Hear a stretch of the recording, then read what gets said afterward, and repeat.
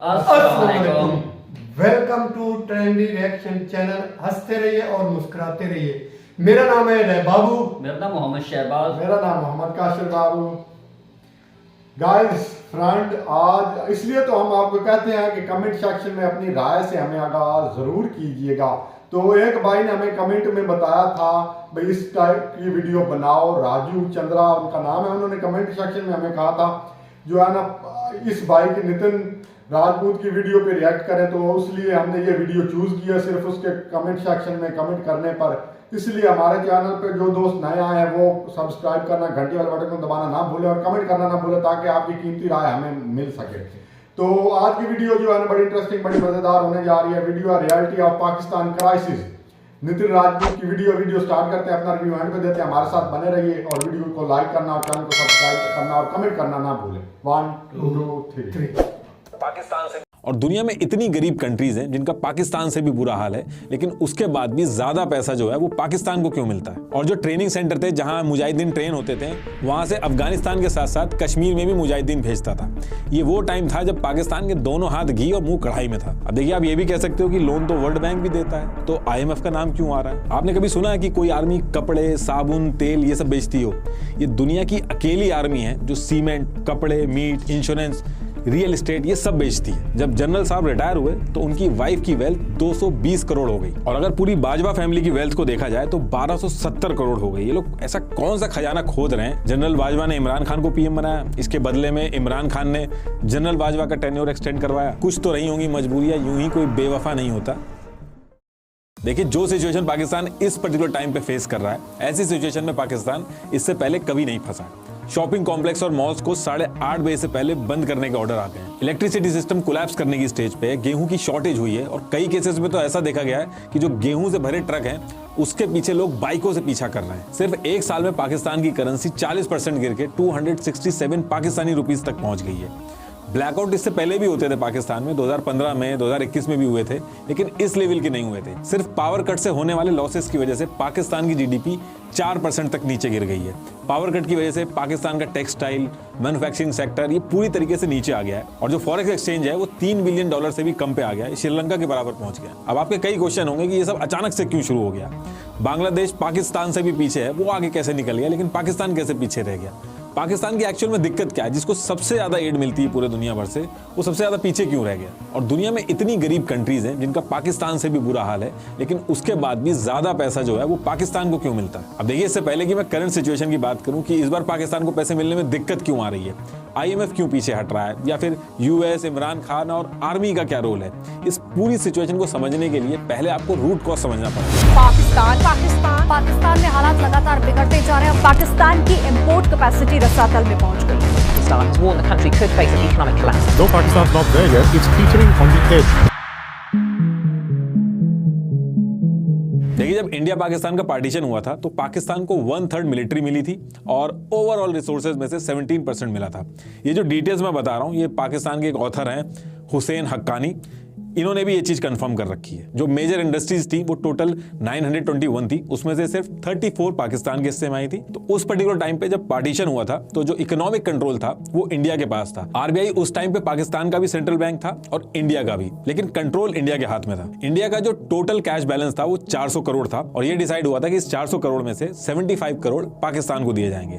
75 करोड़ में से 20 करोड़ जो थे वो पाकिस्तान को 15 अगस्त 1947 को ही दे दिए गए थे, और बाकी का जो 55 करोड़ था उसको बाद में देने की बात की गई थी। उस समय पाकिस्तान के सामने जो सबसे बड़ी दिक्कत थी वो थी कि ये जो रिफ्यूजीज आए थे उनको सेटल करना, उसमें काफी पैसा चाहिए था। लेकिन उस टाइम पे कश्मीर को लेके काफी इशू हो रहा था, तो नेहरू जी और पटेल जी ने यह माना कि जो 55 करोड़ है इसको रोक लेना चाहिए, वरना ये इस पैसे से हथियार खरीदेंगे और हमारे खिलाफ ही यूज करेंगे। हालांकि ये जो पैसा था ये आगे चल के महात्मा गांधी जी ने दिलवा दिया था, लेकिन उस पर्टिकुलर टाइम तक जब तक ये पैसा मिला था उससे पहले भी पाकिस्तान की जो इकोनॉमिक कंडीशन थी वो काफी खराब थी। इकोनॉमिक कंडीशन भले ही थोड़ी सी वीक थी, लेकिन मिलिट्री स्ट्रांग थी, क्योंकि इंडिया एग्री कर गया था 1/3 आर्मी स्प्लिट करने के लिए। इंडिया की जो पॉलिटिकल लीडरशिप थी वो ज्यादा स्ट्रांग थी पाकिस्तान के मुकाबले।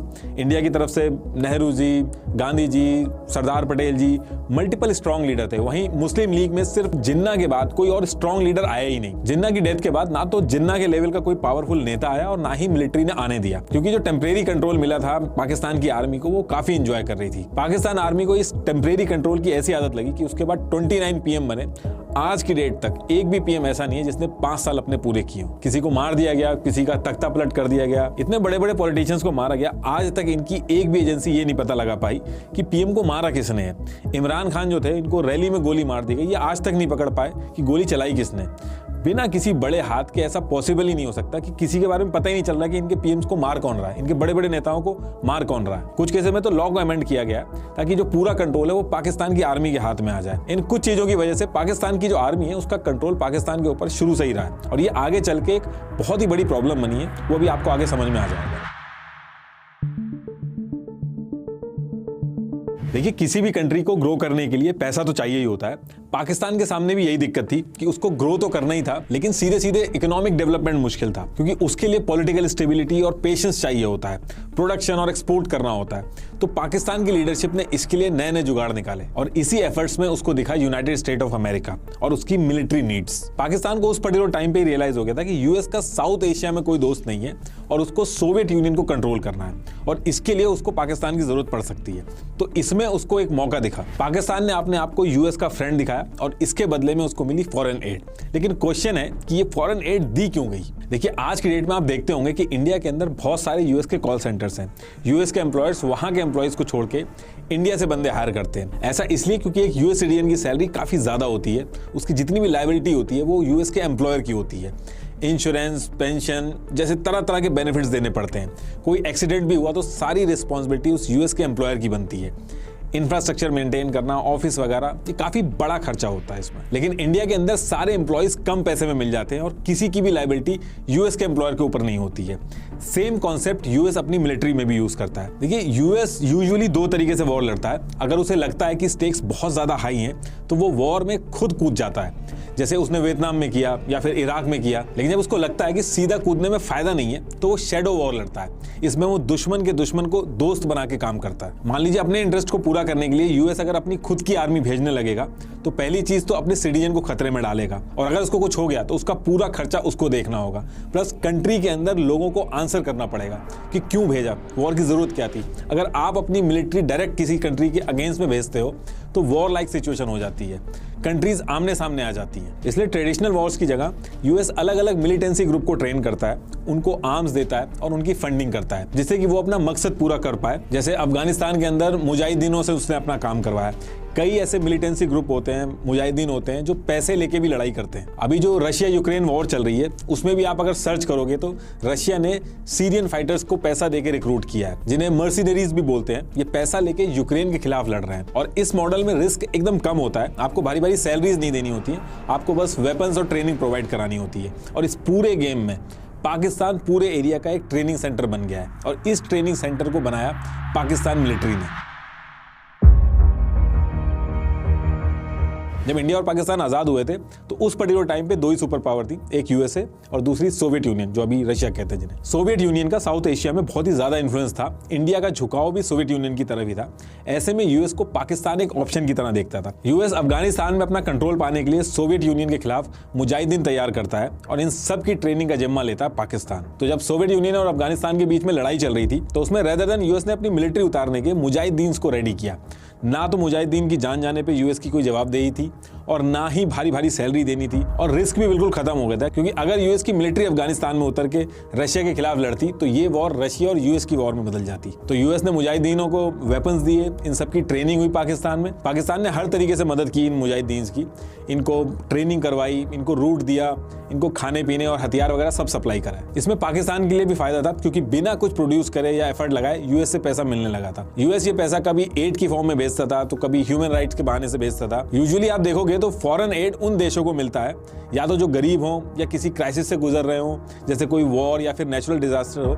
लेकिन पाकिस्तान को एड मिलता था उसकी स्ट्रेटेजिक लोकेशन की वजह से, उसकी यूजफुलनेस की वजह से। इनफैक्ट साल का एक बजट भी फिक्स कर दिया गया था जिसमें बिलियंस ऑफ डॉलर्स आते थे पाकिस्तान को यूएस की तरफ से। लेकिन पाकिस्तान ये जो सेंटर्स थे और ये जो पैसा था और ये जो मुजाहिदीन थे, इनका यूज कश्मीर में भी करने लगा। 1964 तक पाकिस्तान में आने वाली जितनी भी फॉरेन एड्स आती थी, ये इनके जीडीपी का 5% का हिस्सा बन गई थी। लेकिन इन सब के बीच में पाकिस्तान ये भूल गया था कि इन सब के बीच में बिना मतलब किसी और की लड़ाई उसने अपने सरदर्दी पे ले ली थी। लेकिन पाकिस्तान की जो जनता थी और गवर्नमेंट थी, वो यूएस के इस एड और पाकिस्तान का अफगानिस्तान में हेल्प करने से बिल्कुल खुश नहीं थी। जनता का ये मानना था कि अफगानिस्तान में ये भी हमारे जैसे ही मुस्लिम्स हैं और हम अपने ही भाइयों को मरवा रहे हैं। वहीं गवर्नमेंट इसलिए खुश नहीं थी क्योंकि एड की वजह से मिलने वाला जो पैसा था वो बस आर्मी तक ही पहुंच पाता था, क्योंकि करप्शन की वजह से पैसा नीचे तक पहुंच ही नहीं पाता था और पाकिस्तान का एक्सपोर्ट और प्रोडक्शन इतना कोई खास नहीं था।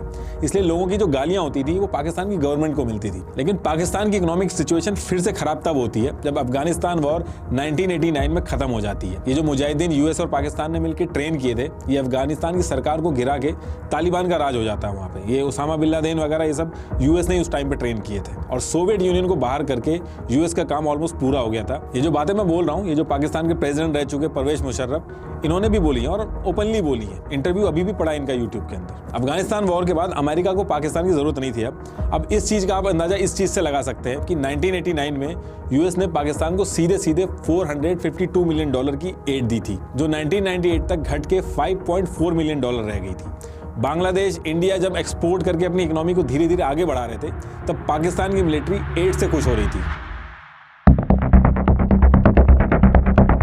अफगानिस्तान वॉर खत्म होने के बाद पाकिस्तान की जो इकोनॉमी थी उसको काफी नुकसान हुआ और उसके बाद पाकिस्तान को यूएसए ने स्टैंड बाय मोड पर डाल दिया। लेकिन पाकिस्तान की किस्मत फिर चमकती है जब 9/11 अटैक होता है। वर्ल्ड ट्रेड सेंटर में ये अटैक अलकायदा ने करवाया था और यूएस को डर था कि ये अटैक अगर दोबारा नहीं करवाना है तो अलकायदा को पूरी तरीके से खत्म करना होगा। अलकायदा अफगानिस्तान और पाकिस्तान के बॉर्डर पे ऑपरेट करता था और एक बार फिर यूएस को पाकिस्तान की जरूरत पड़ी। इस बार यूएस ने कोएलिशन सपोर्ट फंड बनाया, CSF, जिसमें पाकिस्तान को काफी पैसा मिला। 2009 में यूएस ने कैरी लूगर बिल पास किया जिसने पाकिस्तान को $1.5 बिलियन पर ईयर की एनुअल असिस्टेंस देने का प्रपोजल था। लेकिन ये जो पैसा मिलता था इसको पाकिस्तान यूएस के वॉर ऑन टेरर के लिए यूज करने की बजाय अपनी इकोनॉमी को बचाने के लिए यूज करता था, अपनी आर्मी को स्ट्रॉन्ग करता था। और जो ट्रेनिंग सेंटर थे जहां मुजाहिदीन ट्रेन होते थे, वहां से अफगानिस्तान के साथ साथ कश्मीर में भी मुजाहिदीन भेजता था।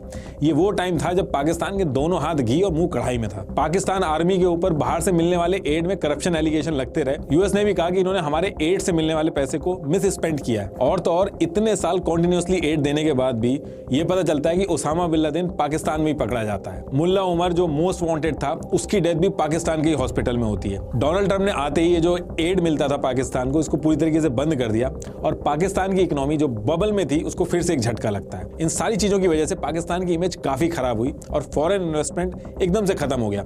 बाहर की कंपनीज इतनी अनस्टेबल जगह पे अपनी कंपनी नहीं लगाना चाहती थी। उनको पता था कि उनको नुकसान होना तय है। इसके अलावा टूरिज्म भी खत्म हुआ। ये बहुत ही बड़ा फैक्टर था पाकिस्तान की इकोनॉमी कोलैप्स होने में। देखिए, पाकिस्तान और इंडिया में कई बार वॉर्स हुई हैं, लेकिन 1971 की वॉर ने पाकिस्तान को काफी वीक किया। ये एक बहुत ही इंटरेस्टिंग कहानी है जिसके ऊपर बहुत सारी बुक्स हैं, लेकिन कुक्कू एफएम की एक ऑडियो बुक है, इंडिया वर्सेस पाक 1971। इसमें बहुत ही डिटेल और आसान तरीके से बताया है इस इवेंट के बारे में। वॉर की शुरुआत से लेकर खत्म होने तक सारी चीजें बहुत ही अच्छे से बताई गई हैं। 69 मिनट्स की इस ऑडियो बुक में 1971 की वॉर के बारे में आपको काफी नॉलेज और क्लैरिटी मिलेगी। कुक्कू एफएम इंडिया का सबसे बड़ा ऑडियो शो प्लेटफॉर्म है जहां कई कैटेगरीज की ऑडियो बुक्स अवेलेबल हैं। History, entertainment, comedy, crime, motivation से लेके साइंस और फिटनेस तक। तो आप भी जरूर सुने अपनी मनपसंद ऑडियो बुक कुक्कू एफएम पर। मुझे पर्सनली इसमें ऑटोबायोग्राफी सुनना बहुत ही अच्छा लगता है। कुक्कू एफएम काफी अच्छा प्लेटफॉर्म है जिस पे आप रेगुलर काम करते हुए या ट्रैवल करते हुए बहुत अच्छी ऑडियो बुक सुन सकते हैं काफी कम प्राइस पर। और मेरा कूपन कोड NR50 यूज करके आपको फर्स्ट मंथ के सब्सक्रिप्शन पर 50% का डिस्काउंट भी मिलेगा। That is at ₹49 only. तो डाउनलोड कीजिए Kuku FM, link is in the description box. तो टॉपिक पे वापस आते हैं। देखिए, जब यूएस ने कुछ कदम पीछे लिए तो वहां पे एंट्री हुई चाइना की और फिर यहां पे चाइना ने लोन पे लोन देना स्टार्ट किए और इस वजह से पाकिस्तान की इकोनॉमी जो एक बबल में थी उसका प्रॉपर टेस्ट नहीं हो पाया।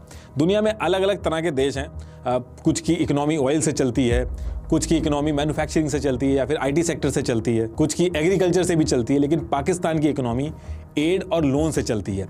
पाकिस्तान एक एड डिपेंडेंट कंट्री है। जिस तरीके से पाकिस्तान यूएस के लिए एक स्ट्रेटेजिक लोकेशन है, ठीक उसी तरीके से पाकिस्तान चाइना के लिए भी एक स्ट्रेटेजिक लोकेशन है। इंडिया को टैकल करने में चाइना को बहुत ही आसानी रहती है। इंडिया जब तक पाकिस्तान में उलझा रहेगा, चाइना आराम से रहेगा। यही रीजन है कि चाइना ने पाकिस्तान के अंदर न्यूक्लियर पावर प्लांट बनाने में उसको मदद करी, और कई एनालिस्ट तो ये भी मानते हैं कि चाइना ने पाकिस्तान को न्यूक्लियर प्रोग्राम बनाने में भी मदद करी। अब देखिए, अगर आप हमारी वीडियो देखते हैं तो आपको चाइना की जो डेट ट्रैप स्ट्रैटेजी है वो ऑलरेडी पता होगी, लेकिन मैं फिर भी मोटा मोटी बता देता हूँ। चाइना पहले मार्केट रेट से ज़्यादा इंटरेस्ट पे लोन देता है, फिर जो लोन आपको बाहर से 30 साल के टेन्योर पे मिलता है उसी को चाइना अप्रॉक्स 15 साल के लिए देता है। उसके बाद जिस चीज़ के लिए चाइना लोन देता है, मान लीजिए वो कह रहा है कि आपकी कंट्री में हम पावर प्लांट बनाएंगे, तो बनाने से लेके हर चीज़ में चाइनीज़ वर्कर और कंपनीज होती हैं। तो जो पैसा वो लोन देते हैं वो उसी देश से कमा के एक बिजनेस करके निकल जाते हैं, और ऑन पेपर पे वो लोन एज इट इज़ बना रहता है, और लोन का जो इंटरेस्ट है वो बढ़ता रहता है। इनके क्लॉज में ये पहले से ही मेंशन करवाते हैं कि अगर लोन नहीं दे पाए तो वो जगह चाइना की हो जाएगी। इसी तरीके से श्रीलंका का जो हम्बनटोटा पोर्ट था वो चाइना के पास पहुंच गया। फिर इन्हीं सारी स्ट्रेटेजिक लोकेशन का यूज़ करके ये उस एरिया में रूल करते हैं। अब आप कहोगे ये जो स्ट्रेटेजी आप बता रहे हो ये तो बच्चे बच्चे को पता है, तो पाकिस्तान के जो लीडर हैं, मिलिट्री है, उनको नहीं पता होगी। तो देखिए, आपने कहावत सुनी होगी कि कुछ तो रही होंगी मजबूरियां, यूं ही कोई बेवफा नहीं होता। तो ये क्या क्या मजबूरियां रही हैं इनकी, जब मैं अभी आगे IMF की बात करूंगा तो उसमें समझाऊंगा।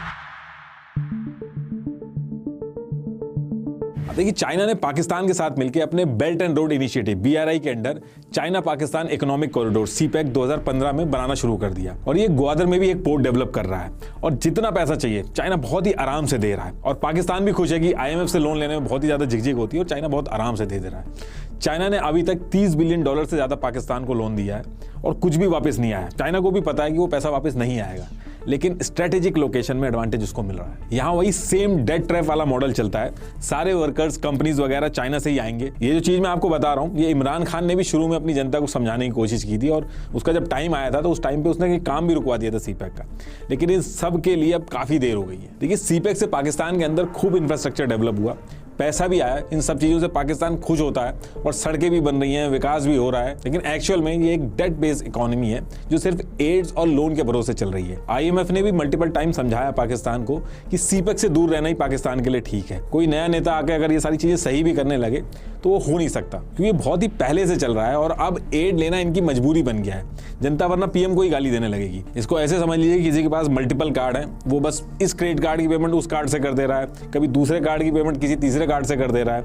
इससे EMI तो बचा ले रहा है वो, लेकिन एक्चुअल में उसकी प्रॉब्लम सॉल्व नहीं हो रही है। कर्जा उसके ऊपर उतना ही है, बल्कि इंटरेस्ट और बढ़ रहा है। सेम इसी कॉन्सेप्ट पे पाकिस्तान की इकोनॉमी भी चल रही है। कुछ प्रोड्यूस नहीं कर रहे हैं, एक्सपोर्ट नहीं कर रहे हैं, बस लोन लेते हैं और उस लोन को चुकाने के लिए एक और लोन लेते हैं। यही रीजन है कि आप देखोगे कि किसी और कंट्री के लिए बेगर वर्ड यूज नहीं होता है, पाकिस्तान के केस में यूज किया जाता है। इनके खुद के PM ने ऑन रिकॉर्ड बोला है कि beggars can't be choosers. Beggars can't be choosers.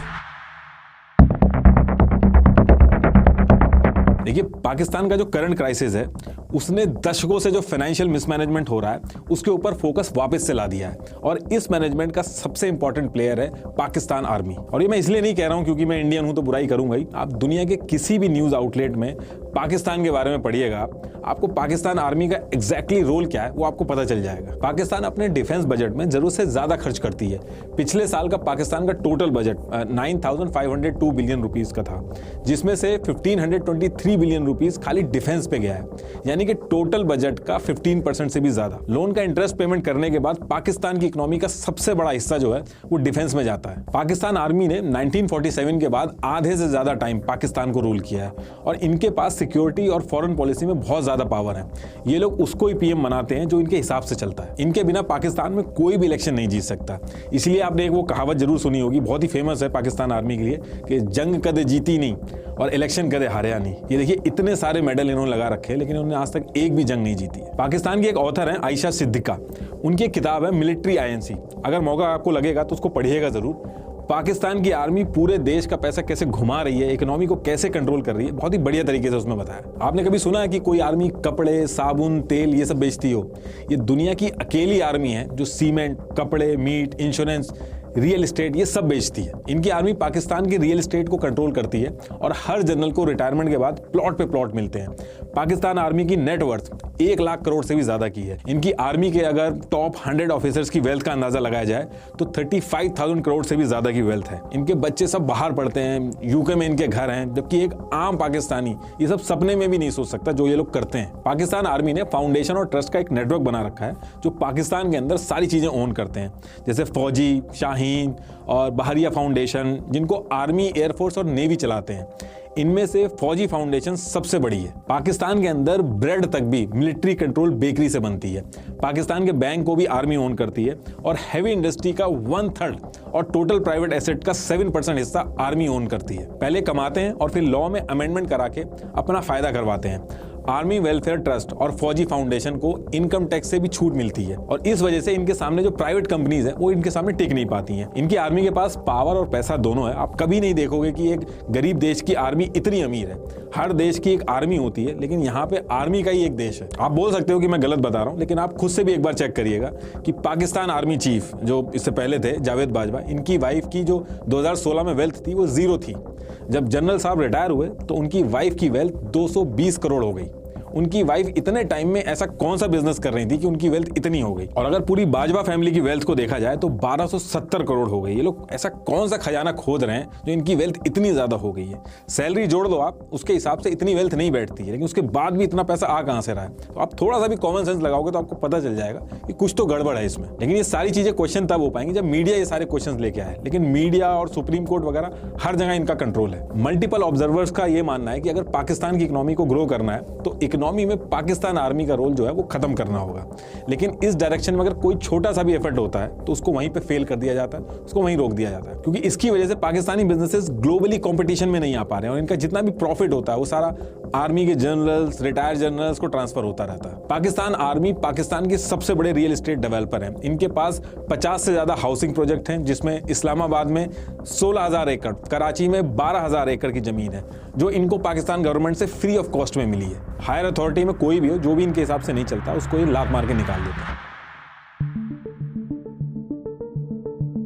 Pakistan के अंदर आर्मी की हेल्प से ही पीएम बनता है और जब पीएम बन जाता है तो वो आर्मी चीफ के हिसाब से ही चलता है। जनरल बाजवा ने इमरान खान को पीएम बनाया, इसके बदले में इमरान खान ने जनरल बाजवा का टेन्योर एक्सटेंड करवाया। लेकिन दिक्कत तब हुई जब जनरल बाजवा का टेन्योर खत्म हो रहा था और जनरल बाजवा अपने हिसाब से ही अपना आर्मी चीफ रखना चाहते थे। वो सैयद असीम मुनीर को अपना आर्मी चीफ बनाना चाहते थे। लेकिन इमरान खान के सामने भी दिक्कत थी। उनको ये पता था कि अगर सैयद असीम मुनीर आर्मी चीफ बनेंगे तो अगले इलेक्शन में वो उनको सपोर्ट नहीं करने वाले हैं। इसलिए जनरल बाजवा के खिलाफ जाके इमरान खान ने जनरल फैज को आर्मी चीफ बनाने की वकालत करी। इस सबके बीच में जनरल बाजवा ने इमरान खान को हटा के शरीफ को पीएम बनवा दिया और शरीफ ने आसिम मुनीर को आर्मी चीफ बना दिया। और ये जो सारी चीजें मैं बता रहा हूँ ये अभी पिछले साल ही हुई हैं और इन सब चीजों की वजह से पॉलिटिकल इनस्टेबिलिटी आ गई है और ऊपर से 2022 में फ्लड भी आ गया था। 1/3 पाकिस्तान पूरा डूब गया था। करीब $30 बिलियन के अराउंड नुकसान हुआ था, जिसने पाकिस्तान की कमर तोड़ दी थी। पाकिस्तान में जो ब्लैकआउट्स हो रहे हैं उसके पीछे भी चाइना ही है। इन्होंने सीपैक पे जब काम रुकवा दिया था तो चाइना थोड़ा सा नाराज हो गया था और चाइना ने सीपैक प्लान में जो पावर प्लांट्स थे उनको बंद करा दिया था क्योंकि पेमेंट का कुछ इशू हो गया था।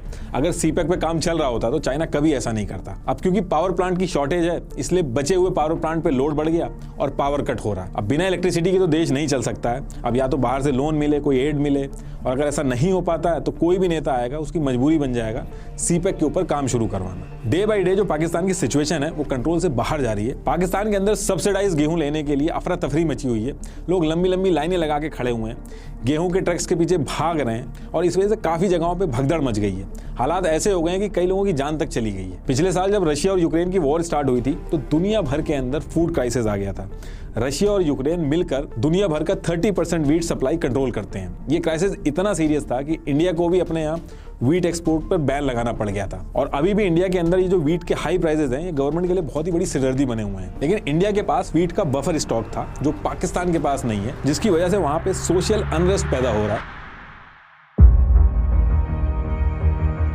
और इनके जो फॉरेक्स रिजर्व है वो भी बहुत हालत खराब है उसकी।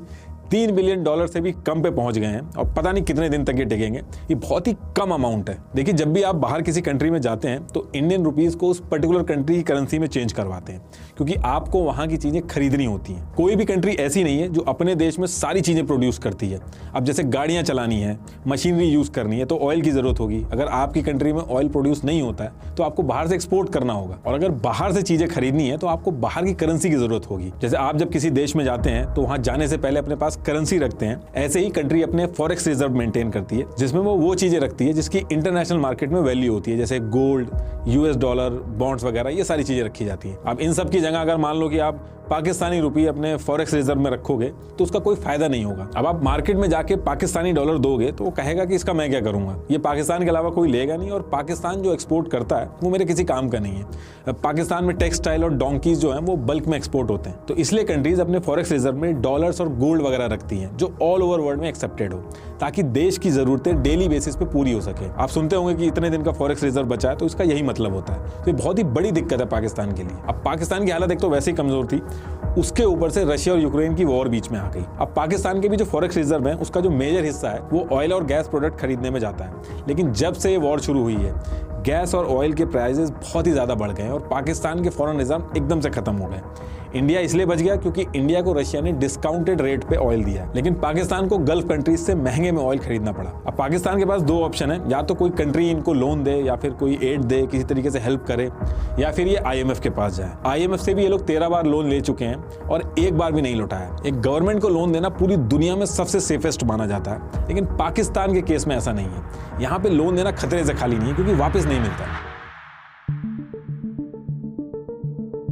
अब देखिए, आप ये भी कह सकते हो कि लोन तो वर्ल्ड बैंक भी देता है, तो IMF का नाम क्यों आ रहा है, ये वर्ल्ड बैंक से अलग कैसे है, और IMF को क्या पड़ी है किसी देश की जब बुरी हालत है तो उसमें लोन देने की। तो इसको एक एग्जांपल से समझाता हूँ। मान लीजिए हम 10 दोस्त हैं और हमने ये डिसाइड कर लिया कि हम अपनी अपनी सैलरी का 5% जमा करेंगे, और इस फंड को हम तब यूज़ करेंगे जब किसी के ऊपर दिक्कत आएगी, कोई फाइनेंशियल दिक्कत आ गई तो हम उसमें यूज़ करेंगे। इससे होगा ये कि हम 10 के 10 जो दोस्त हैं वो सेफ हो जाएंगे, और कोई मुसीबत आती है, कोई फाइनेंशियल क्राइसिस आती है तो हम सब लोग सेफ हो जाएंगे। इंश्योरेंस भी इसी तरीके से काम करता है। तो ऐसे ही IMF भी काम करता है। इसमें 190 कंट्रीज हैं, अपनी अपनी इकोनॉमी के हिसाब से पैसा कंट्रीब्यूट करती हैं, और जिस कंट्री के ऊपर दिक्कत आती है उसको हेल्प की जाती है। इंडिया टॉप 10 कंट्रीज में आता है IMF के अंदर पैसा देने में। वहीं जो वर्ल्ड बैंक का जो लोन है वो इससे काफ़ी अलग है।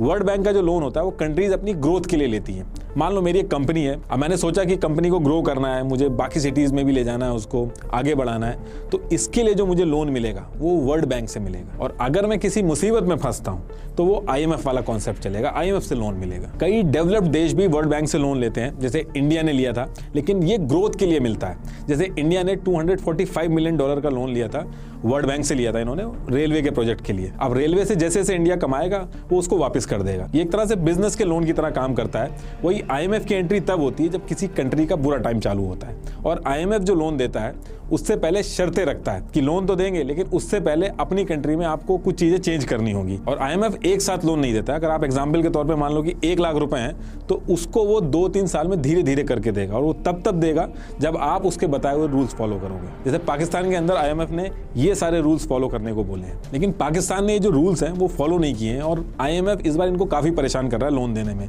10 दिन IMF की टीम इस्लामाबाद में रह के चली गई, अभी तक लोन नहीं दिया है। वो कह रहे हैं कि पाकिस्तान रूल्स ही फॉलो नहीं कर रहा है, और इनके जो रूल्स हैं IMF के, पाकिस्तान के लिए उनको फॉलो करना बहुत ही ज़्यादा टफ हो गया। IMF के रूल के हिसाब से पाकिस्तान को गैस, इलेक्ट्रिसिटी, पेट्रोल, इन सब के जो प्राइस हैं उनको बढ़ाने चाहिए, लेकिन पाकिस्तान उल्टा कर रहा है, उनको सब्सिडीज दे रहा है। और पाकिस्तान की भी मजबूरी, अगर सब्सिडी नहीं देगा तो जो अभी महंगाई चल रही है उससे और ज़्यादा हो जाएगी। तो पाकिस्तान जो है वो दोनों तरफ से फंसा हुआ है। IMF ने जो आर्मी के जो ऑफिशियल्स हैं उनकी जो टैक्स रिपोर्ट है वो भी मांगी है, ताकि पता चल सके कि सारा पैसा जा कहाँ से रहा है। एक गरीब देश में आर्मी कैसे अमीर हो रही है, उस पर कोई इफेक्ट क्यों नहीं पड़ रहा है। इसके साथ साथ आर्मी का जो बजट है IMF उसमें भी कटौती करने को कह रहा है, और यही कुछ रीजन है कि पाकिस्तान की आर्मी IMF की बजाय बाकी कंट्रियों से लोन ले लेगी, उनसे एड ले लेगी, उनसे जाके पैसे मांग लेगी, लेकिन IMF को अवॉइड करती है। इस बार भी देखना आपको अचानक से सुनाई में आएगा कि इस कंट्री ने रिलीफ पैकेज दे दिया, क्योंकि जाके अंदर सीक्रेट डील कर लेते हैं।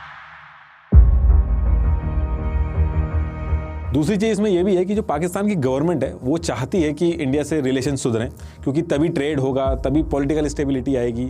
लेकिन पॉलिटिकल एनालिस्ट जो हैं वो ये मानते हैं कि पाकिस्तान आर्मी कभी नहीं चाहती कि इंडिया से रिलेशन सुधरें, क्योंकि अगर इंडिया से रिलेशन सुधर गए तो ये जो हज़ारों करोड़ का बजट लिया जाता है आर्मी के नाम पर, उस पर क्वेश्चन उठेंगे।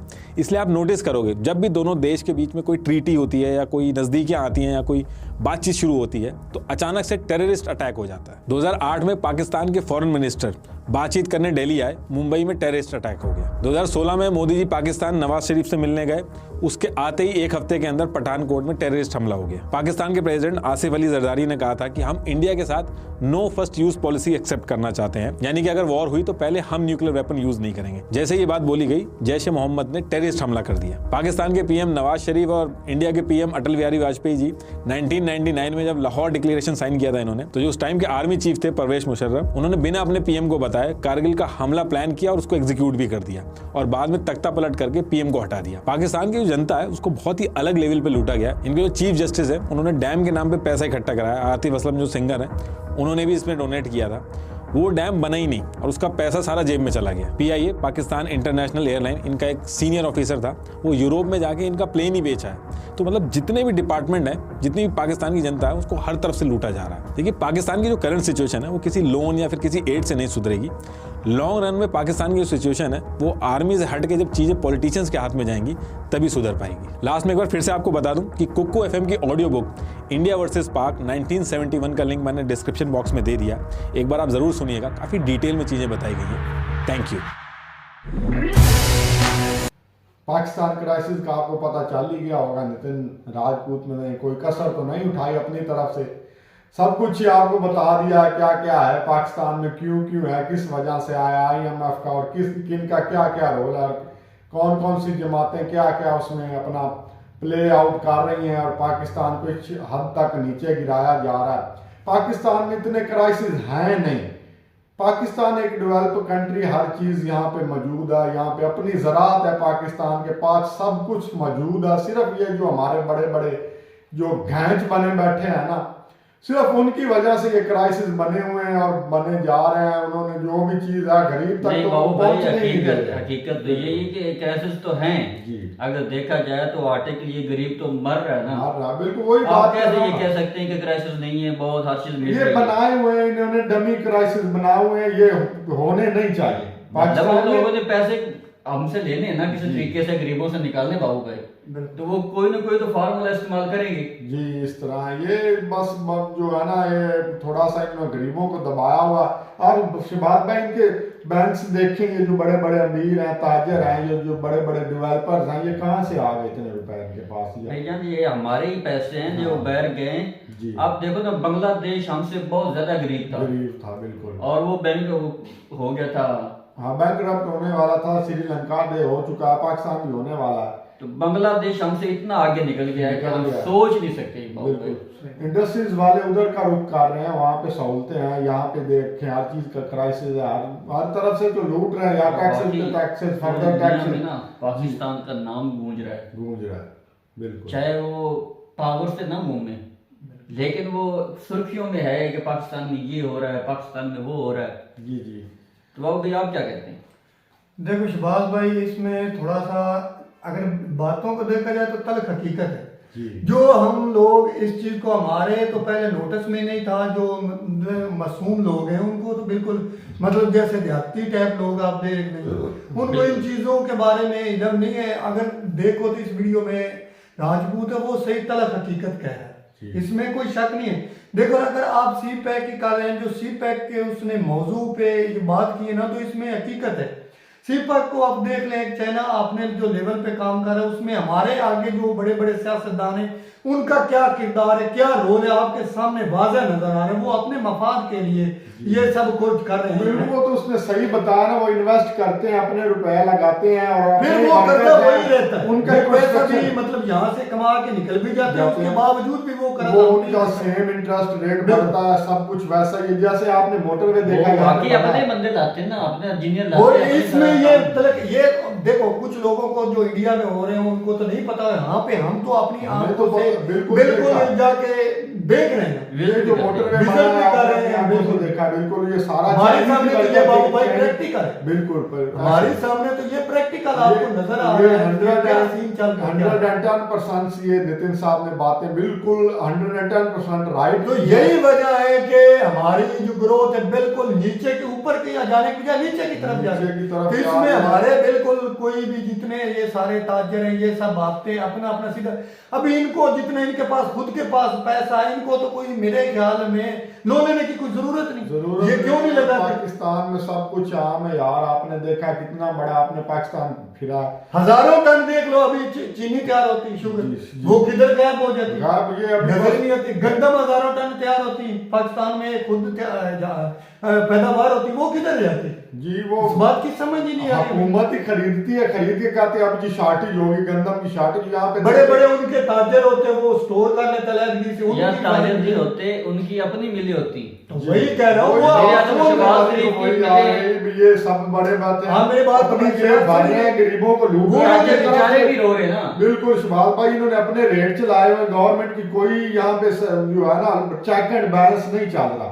कोई हो ना चेक एंड बैलेंस, आप अभी विजिट करें आपको पता ही है, हम तो यहाँ पे रह रहे हैं हमें पता है। वो यार एक बात बताओ आपको जी, बात ये कि हम जितनी भी बहस कर लेना वो काम है। काम अब जैसे कि शहबाज शरीफ पे कितने केसेस थे जी जी। अगर आज वो एमएफ की बात कर लें बाबू भाई तो आप देख ले वो सही तरह हकीकत कह रहे हैं कि इसमें वो मतलब हमें कर्जा तो देंगे लेकिन अपनी शर्तें मनवाएंगे। ये कह रहा है बिल्कुल शर्त उनकी मन भी, क्योंकि टैक्सेस लगेंगे तो उनको वो मिलेगा ना वापस अपना। और दूसरी बात ये देख लो कि ये हमारे जितने अहदेदार हैं इनको हमसे कोई प्यार नहीं, जो प्राइम मिनिस्टर वगैरह ये क्यों नहीं टैक्स लगा, ये इसलिए लगा नहीं रहे इनके पास से आपसे प्यार करे यार। नहीं वो इसलिए लगा रहे अपना आगे इलेक्शन आने वाला करे, आगे इलेक्शन आने वाला। अगर इलेक्शन का सिस्टम नहीं है तो ये फौरन टैक्स लगाते हैं, इसलिए टैक्स लगा रहे कि हमें आवाम ये वोट नहीं दे रहे। बिल्कुल ये अपने थोड़ा सा कम किया है, छोड़ी क्या है यार नहीं लगा रहे ना, जितना एमएफ कह रहा है ना टैक्स लगाओ उतना नहीं लगा रहे। इसकी रीजन और भी बहुत से राज है, दे रहा बहुत से राज है इसमें, ये अपनी जेबें भरते हैं। एमएफ वालों को भी पता चल गया अगर ये इनके आगे से इलेक्शन नहीं ना ये भाई ये टैक्स फौरन लगा। बिल्कुल पाकिस्तान में इन्वेस्ट करते नहीं है, अपनी जेबें भर लेते हैं, इसलिए आईएमएफ को पता चल गया, वो दे के कर्जे उन्होंने ये जांच लिया भी ये जिस दफा दिया कर्जा लेकिन एक दफा भी वापस नहीं वो पाकिस्तान पे लगेगा। बाकी बात हकीकत है कि एक बैंक से लेकर वो सूद उतारने के लिए देते हैं पैसे। जी जी ऐसा ही करते हैं, और बैंक से फिर लेते हैं और बैंक से फिर लेते हैं, घूम फिर कर पैसे वही इंटरेस्ट रेट बढ़ रहा है, पाकिस्तान नीचे नीचे नीचे जा रहा है। और इसीलिए जो है ना ये सब चीजें हो रही है। अपनी ये चीजें थोड़ा सा ये सेहत को फरोग दें शहबाज भाई, थोड़ी सी चेक एंड बैलेंस बनाएं, जो कि चीज है एक दुकान पे जाएं आपको और रेट मिलेगा, दूसरी पे और ये सब होता है वजीर आजम अच्छा हो। उसने पहले शुरू में ये बता दिया है कि मोहम्मद अली जिन्नाह के बाद इनका कोई वजीर आजम आएगा, उस जैसा लीडर ना आया ना आएगा ना आ सकता, ऐसी कोई हम उम्मीद नहीं रख सकते। क्योंकि उसने पाकिस्तान को एक रात उसने कहा था उसके बाद भाई काम काम और काम, ये काम पे काम कर रहे, करप्शन करप्शन और करप्शन। इन्होंने सिर्फ करप्शन और अपने बच्चों को भी कह रहे हैं। हाँ। हमजा शहबाज ने बच्चों को कहा था कि करप्शन होती है। हाँ ये मामूली सी बात है, करप्शन होती है, वो बच्चों आप आगे बढ़ आने वाली नस्ल को खराब कर रहा है। करप्शन है, ये मामूली सी बात है, करप्शन तो होती रहती है। ये ऐसी चीजें पे कंट्रोल होगा तो आप आगे बढ़ेंगे। कायदे आज़म ने क्या कहा था, ईमान इत्तेहाद तंजीम, ये क्या कह रहे, झूठ नफरत, उसके बाद कर्जा ले भीख मांगे और अपने जेबें भरे, ये इनका मकसद है। पता नहीं क्या बनेगा, वाकई हकीकत में क्या बनेगा पाकिस्तान का। पाकिस्तान जिस मकसद के लिए आज़ाद हुआ था, कायदे आज़म मोहम्मद अली जिन्नाह ने ये सब कुछ इतनी फाइटिंग की थी और एक आज़ाद मुमलकत इस्लामी जमहूरिया पाकिस्तान का क़याम अमल में लाया था, ये उस मकसद से हट गए शहबाज भाई। ये अपने पेट भर रहे हैं, उसमें ये जहन्नुम की आग डाल रहे हैं, इनको कोई पता नहीं है। जितने भी उन्होंने बताया बड़े बड़े अनासर हैं जिनका ये पाकिस्तान नोचने में किरदार है, ये सब कुछ ये वो कर रहे हैं, तो इसलिए तो पाकिस्तान नीचे जा रहा है भाई, क्राइसिस पे क्राइसिस आ रहे हैं। तो गाइस हमें अपने कीमती राय से कमेंट सेक्शन में आगाह जरूर कीजिएगा। हमारी कोई बात आपको बुरी तो लगे तो उसके लिए माजरत पाएं, हमें कमेंट सेक्शन में आगाह करते रहिए और हमारी वीडियोस को लाइक करना, चैनल को सब्सक्राइब करना, बेल आइकन को दबाना ना भूले। बहुत जल्द मिलते हैं।